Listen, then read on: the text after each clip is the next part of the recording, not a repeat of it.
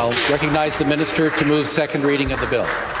Speaker, I move second reading of Bill 214, an act to amend various energy statutes respecting long-term energy planning, changes to the Distribution Systems Code and the Transmission Systems Code, and electric vehicle charging.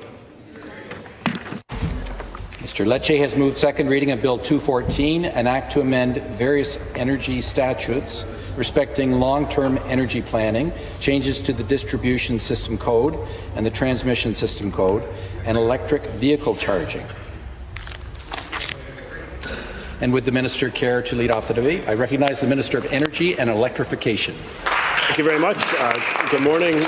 Thank you very much, Mr. Speaker. I'm sharing my time with the Associate Minister of Energy Intensive Industries and the good member for Renfrew, Nipissing, Pembroke. It's an honour to be joining you today as we start second reading of the Affordable Energy Act, which is an instrumental legislative vehicle to enable a vision, a long-term integrated energy vision for the province, where energy is affordable and abundant. It is always reliable for our economy and for our people. You know, Mr. Speaker, I want to say it has been an honour over the past 100+ days working with the member from Renfrew, Nipissing, Pembroke, working with the member from Mississauga Lakeshore and the dynamic Associate Minister of Energy Intensive Ministries. We as a team have, over the past many months, worked together to reimagine integrated planning, to reimagine an affordable energy future, and to put in place the steps and put in motion the pathway to a clean, affordable future too for our families and our children.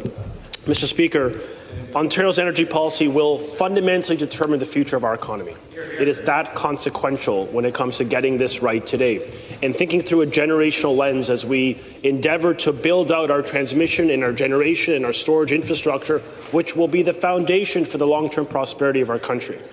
And so we take a moment to reflect that this province is once again a province of builders. And we're making the record investments, we're building the record infrastructure, we're putting our money where our mouth is on subways and schools and hospitals and so much more when it comes to building for the future. And we are seeing growth in our biggest cities and our smallest towns. And with that growth also comes challenges, especially when it comes to growing our energy demand. In fact, just 2 weeks ago, our team stood with the Ontario Independent Electricity Systems Operator, and they told us point blank that power is increasing at an unprecedented rate. Speaker, to support our growing economy, to sustain the quality of life we deserve as Canadians, we will need at least 75% more electricity by 2050.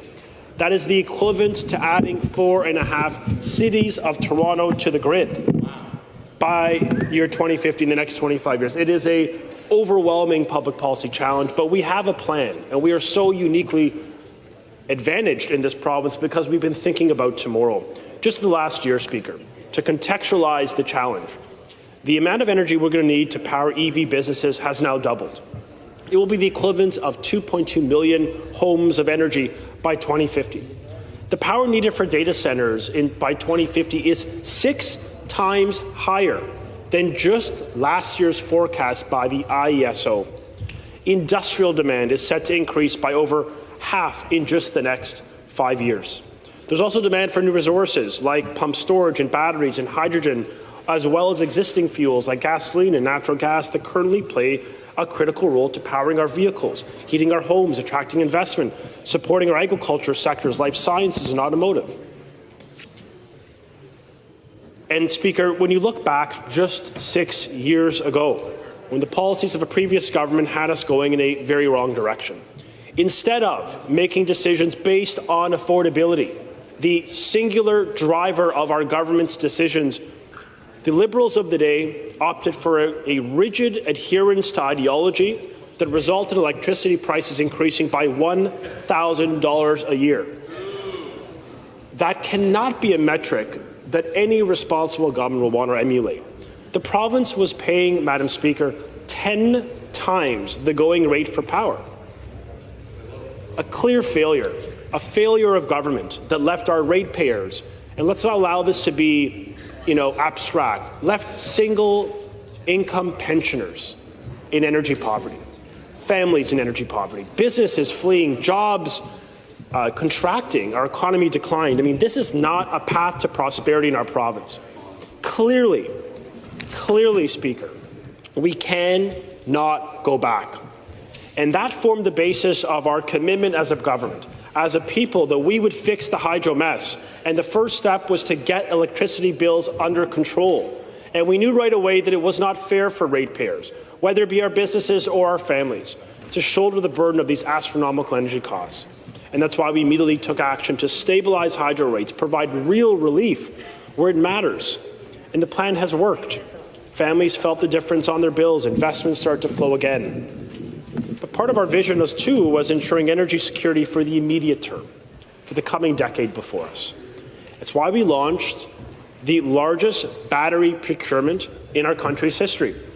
It's the third largest battery fleet on the continent. We are leading under our government. And the contrast could not be more clear. When the government, the former Liberals, had the opportunity to invest in battery storage, they yielded precisely 0 megawatts of battery storage capability. We're putting ourselves on the map as a leader in the country and a top leader on the continent when it comes to storing that renewable power for good. But the fact is that Ontario, unlike jurisdictions around us, north and south, east and west, we have enough power for our growth for the medium term. But that work alone is not going to drive our long-term success. Yes, it is important we have those battery storage capabilities, but we need to have a vision. We need to acknowledge a problem. We need base load solutions. Base load. We need to have an honest intellectual debate about the base load solutions for our future. And I think, Madam Speaker, what will bring members of the Liberal Party to chuckle in the House today is that they're cognizant, self-aware, if insecure, about their record. You know, a record that led to a $1,000 increase a year is nothing to be proud of today. And I know, Madam Speaker, we will unapologetically pursue a path of pro-growth, pro-job agenda that centers our public policy on affordable energy.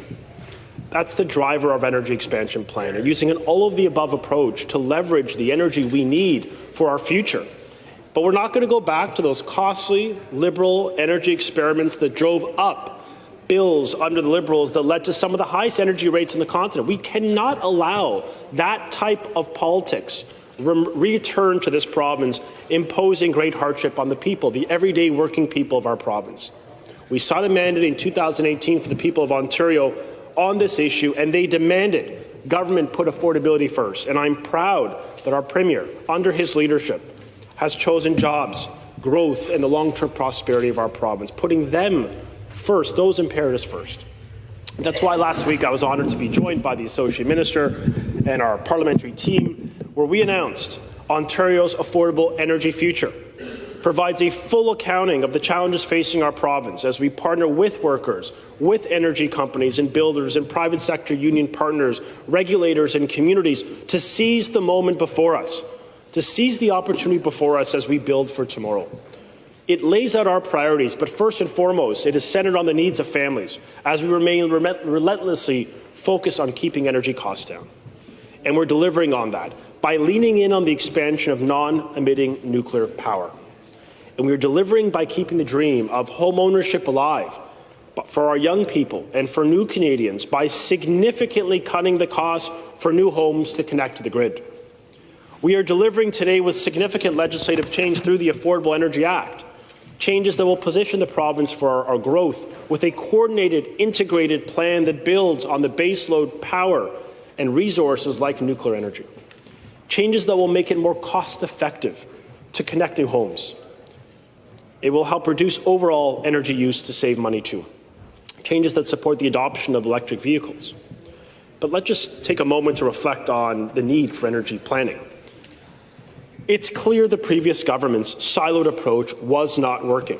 And it wasn't delivering the best value for our ratepayers because it's no longer enough for the IESO, the Independent Electricity Systems Operator, to plan for the electricity system, and the OEB and Enbridge to look at natural gas, and other private companies to plan for fuels in isolation. We have multiple ships passing at the night, Madam Speaker. We need a strong, overarching focus on common goals. We need a long-term vision to deliver energy security and affordability for our people. And it's why we propose updates to, reforms to the legislative planning framework under the Electricity Act.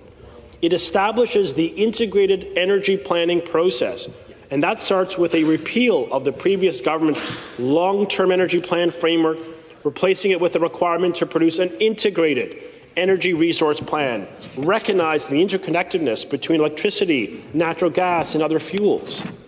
It includes the establishment of a predictable 5-year planning cycle.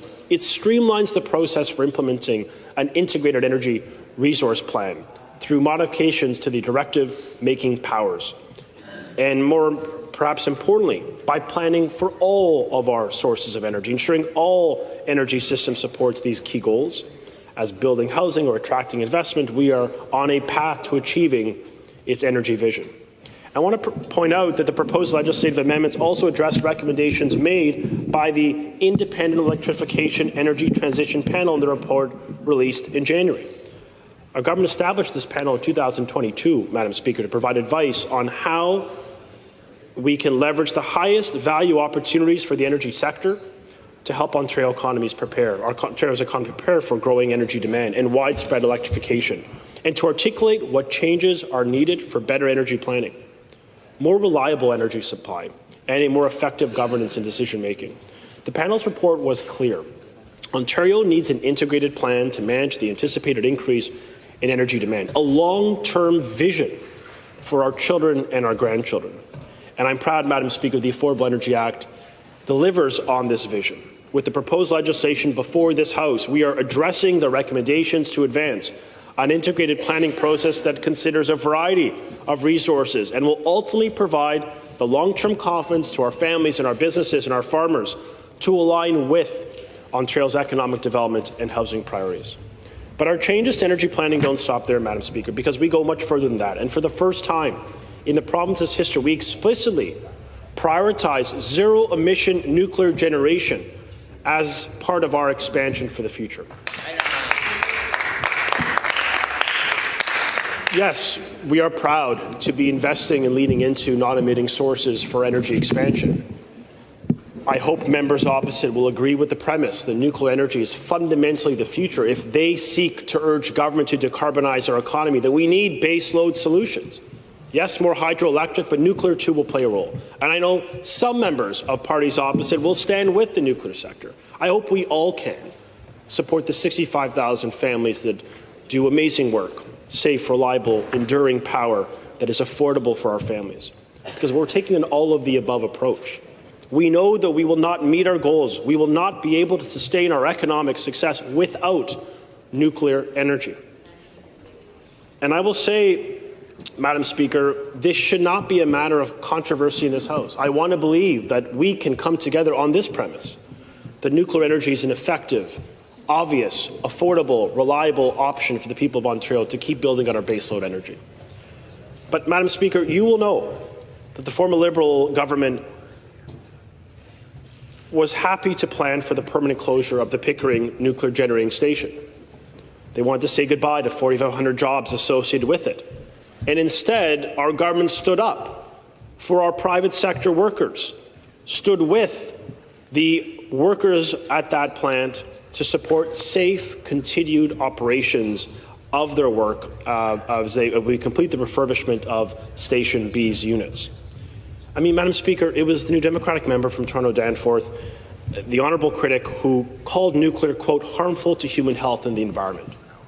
I don't think that's a position held by every New Democrat in this House. But it's our government that knows that nuclear energy was the only reason our province was able to transition off coal.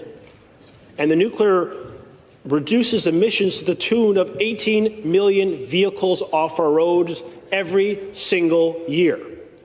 It was the leader of the New Democrats, of the Green Party, who says it's too expensive. I mean, Madam Speaker, don't listen to me or anyone in this House.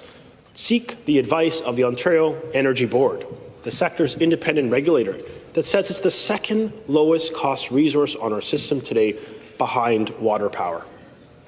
If we're going to meet the challenges ahead of us, including rising energy demand, we will need nuclear.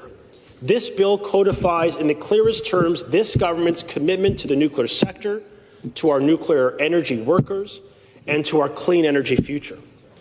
I call, therefore, on all parties to fundamentally work with the government to support our workforce, support our nuclear sector, and stand with us through the Affordable Energy Act. A vote for a future powered by safe, affordable, reliable power. We want members opposite to do the right thing, to accept the premise that nuclear energy is the future. It is the solution to the challenges facing industrialized economies today. And, Madam Speaker, I think about this through a generational lens because certainly for the Associate Minister and I, we are generational public servants in government. We came here to think about the next generation. And I think just like our great-grandparents built the first hydroelectric dams at the turn of the century, I think of Sir Adam Beck. I also think of our grandparents that built our first nuclear stations in the 1960s. Of course, we remember Premier Robarts' leadership and vision. And now it will be our generation and our government that will build for our children and for our future. This legislation will set and stage the path to an affordable energy future for our kids. This legislation also addresses another major challenge, making sure that we get the power to new homes and to new businesses. Because our government made a commitment to make it easier and more affordable for every project to connect to the grid, be it a housing project, a new business park, a new manufacturing plant. We want them to connect to the grid at a more affordable rate. But, Madam Speaker, just to help define the problem that we have solved in part through the legislation we have proposed to this House, under the current rules, the process is slow, it is costly, increase the cost for home buyers and for businesses. Customers, including large industrial customers, housing, local utilities, they've all stated that the framework today for electricity system connection infrastructure can significantly delay project timelines, in some cases inhibit investment to this province altogether. It's why the Affordable Energy Act amends the Ontario Energy Board Act 1998 to enable future regulations that would facilitate more timely, cost-effective electricity system connections for housing and large-scale customers in high-growth areas. In other words, Madam Speaker, we want to reduce the upfront capital costs associated with the last-mile connections, the final step that links new homes and businesses to Ontario's clean electricity grid. And let me just take a moment to thank the Associate Minister for leading the way on helping to resolve a long-standing challenge on housing affordability by helping to fix the last-mile challenge by producing affordable solutions for Ontario families, giving hope to our kids that through hard work they could own a home. And so we are grateful to the Associate Minister for his very meaningful leadership in this space. Under the current system, as you know, Madam Speaker, electricity transmitters, electricity distributors are required to align all or a large portion of the cost for expansion of the electricity system and connection facilities to the first customers that wish to connect, the first movers disadvantaged, some may say. That includes the cost of any excess capacity that may eventually be used by another customer. But the first movers may be reimbursed if only customers use the excess capacity within the connection horizon, but are not reimbursed by customers that materialize after that period. As a result, quite obviously to anyone hearing me define this problem, first mover customers bear a disproportionate cost of responsibility and the financial risk associated. And I want to tell you that the member from Leeds-Grenville has been so clear for years that we need to take action in this area. And I'm grateful to him for advocating for affordable homes, for an obvious solution to a long-standing challenge, an intergenerational challenge that we can fix together. And I'm proud that we're working and seeking good wisdom of members who've been in the trenches, who understand the economy and understand housing affordability. And so with the new regulatory making authority as proposed in this Act, Madam Speaker, you will see we are allowing the Ontario Energy Board to spread those costs over all customers in those high-growth areas, those that connect to the line, not just the first. Let me give you an example. Under the old system, a residential development of 200 homes would pay the full cost of building the new infrastructure needed to connect to the grid. Say the upgrades cost $10 million in this example. This means that every home will now have to pay $20,000 per unit to absorb those costs, hiking the costs further on our kids who just simply want to own a home here in the province. But under our plan, under this example, a real example, and often a case that is very relevant to so many families, because we know that this project would only have to pay for what they will use. Under our plan, they'll only pay for what they use, their load. And the result is, under this scenario, instead of a $20,000 per unit cost, the cost would be around $4,000, saving the family $16,000, and what would be literally a stealth tax. And I think this is a material way we can make a difference. We're not going to solve it alone in energy, but we are part of a broader enterprise of working as a cross-government to make housing affordable for our kids. And the benefits will be substantial. It will support rapid growth in housing, particularly in support of Ontario's Housing Supply Action Plan. Mr. Speaker, this is really what thinking and planning and building for tomorrow looks like. It's about building the homes and the transit and the subway and Canada's largest energy expansion in our history to create a clean, affordable, reliable grid for the next generation. You know, Madam Speaker, the theme of thinking for the future continues with the third set of what's proposed in the Affordable Energy Act to reduce the regulatory barriers for owners and operators of public electric vehicle charging stations, all in service of getting more chargers built, of reducing range anxiety for EV drivers. I mean, this bill is very fundamentally is a common sense collection of reforms that are necessary to enable electrification, enable affordability, and enable large-scale generation using nuclear as our future. That's if you were to distill the purpose of the bill. And so electrification is fundamental. I just want to take a moment, Madam Speaker, as I pause on EV charging, because I'm a student of history, like we all are in this House, and I remember just a decade ago when the intelligentsia, the elites, the Liberals and New Democrats, notably, they actually said to the government of the day a decade ago that we should be turning away from manufacturing. There's some brilliant quotes of members opposite saying we should turn away from advanced manufacturing, literally calling it dead industries of the past, saying we need a service economy to drive our future. Thank God that the Premier and this government ignored in totality the advice of the members opposite, because we have instilled the reindustrialization of our province in manufacturing. We have repatriated the very jobs that fled because of bad economic policy that deterred investment and undermined job creation in the province.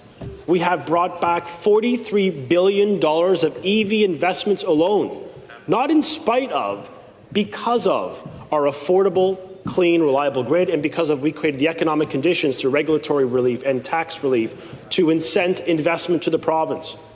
And I'm proud of that reality. It's not a laughing matter that 300,000 people lost a job.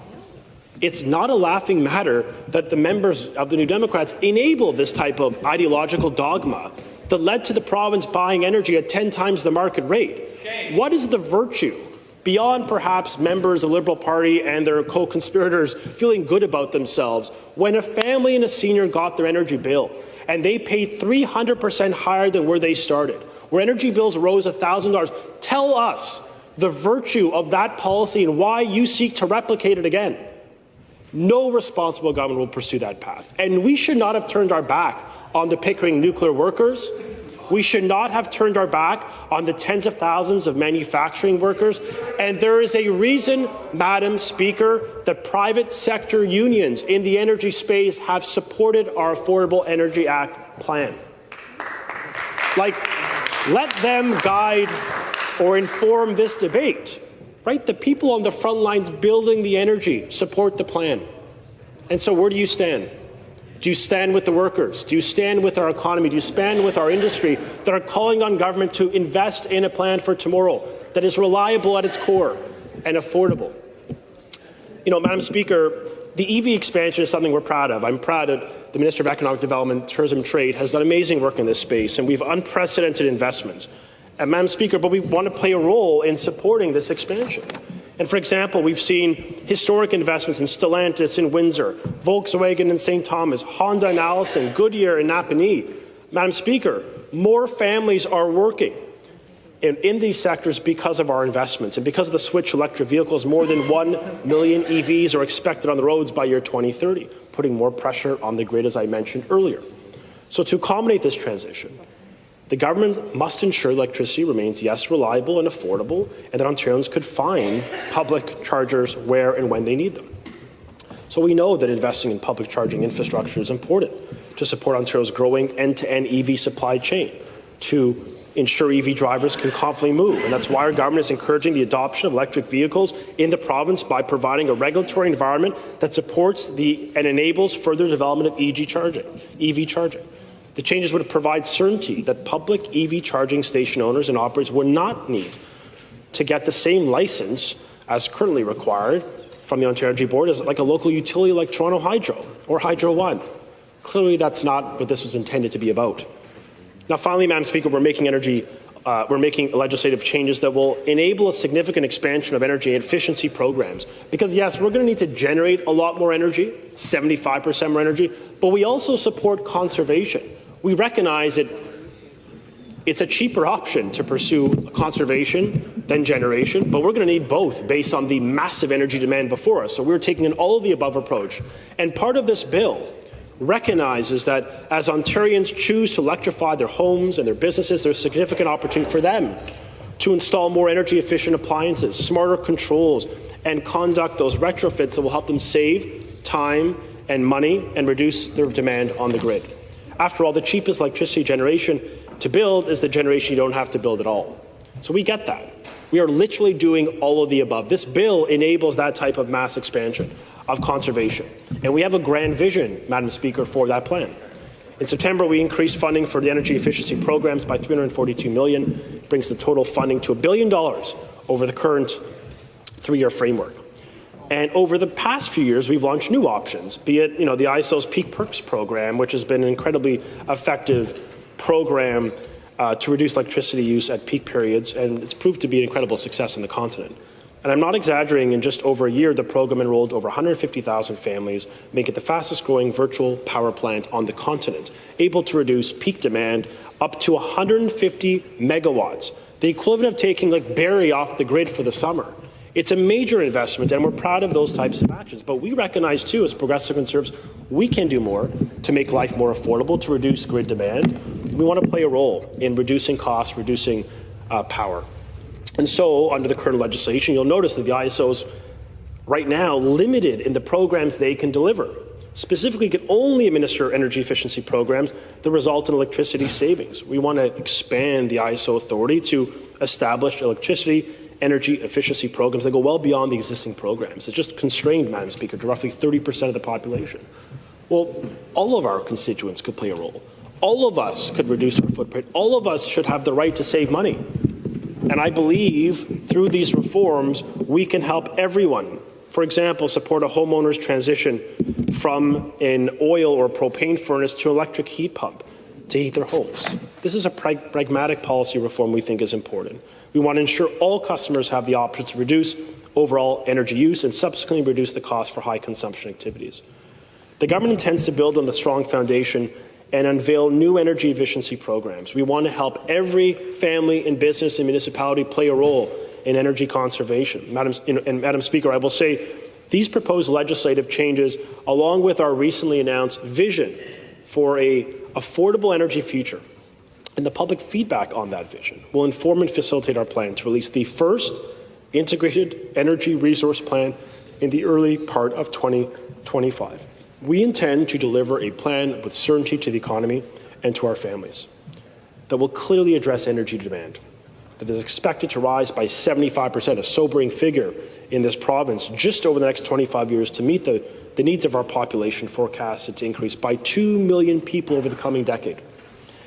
It will provide clarity and certainty for our investors, for our sector participants, for our customers, and for our families as we drive economic growth in our province. It will support an energy system that prioritizes customer choice and participation and affordability in the energy transition and build support for the government's vision and future policy decisions through that engagement. A plan that incorporates Indigenous leadership and participation, as well as economic development opportunities in the energy sector. This is a plan that builds on ambitious work underway. The largest expansion of nuclear energy in the continent is happening right here in Ontario. A massive expansion of our transmission network to support growing manufacturing and housing is happening right here in Ontario. New energy efficiency programs, helping families reduce their costs, is happening as we speak in this province, and more to come in the early new year. We launched over the summer with the Minister of Agriculture the largest energy procurement of its kind, competitive energy procurement of its kind in our province and country, as we deliver 5,000 megawatts of reliable power, where renewables will play a fundamental role in that competitive procurement. I emphasize competition because price will dictate the decision, not an ideological adherence. That will be the North Star for the government. lowest cost options, affordable options, so we keep the rates down for our families and our seniors. And Madam Speaker, we're going to use this integrated plan to embrace the opportunities on the horizon. But Madam Speaker, my final comment is just to reimagine how we produce power and how we export power too. This vision, Ontario is already a net exporter of clean energy into the U.S. market. That has historically been done at a loss. And we really want to change the game in this respect. We're not going to be generating power to sell at a discount. In fact, our plan will end the nonsensical sale of power at a loss into the U.S. We are not a charity for our American friends and competitors. We have a radically different approach on how we can monetize what is increasingly becoming the most valuable resource on Earth. We want to maximize value for Ontario taxpayers so that we can build the social infrastructure we need for our future, our schools and our hospitals. That's really important, and we need revenue to do it. And there's only one party in this House that has never raised a tax since coming to office. We never will, and that's the Progressive Conservative government under Premier Ford. And I mention that because the alternative options, the obvious options for members of the Liberal Party, inevitably will be raising their taxes, as they did every year under their reign.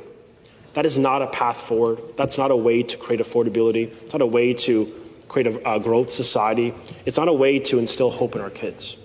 We want young people to know if they work hard, they could achieve in our country. And we want them to recognize that through their hard work and through their ingenuity and their commitment to the country, they could help build this out for another 150 years of reliable, clean, affordable power. So we're not going to do this in a vacuum. We're not going to waste any time. We're bringing urgency to the file and a commitment to work with our jurisdictions around us to deliver our clean energy advantage, to help reduce continental emissions, leveraging non-emitting nuclear power as our future. Madam Speaker, this plan enables a prosperous future, an Affordable Energy Act that will give our kids hope to achieve in Canada. And so I hope all members of this House will put affordability first and vote for our government's Affordable Energy Act. Thank you so much, Madam Speaker.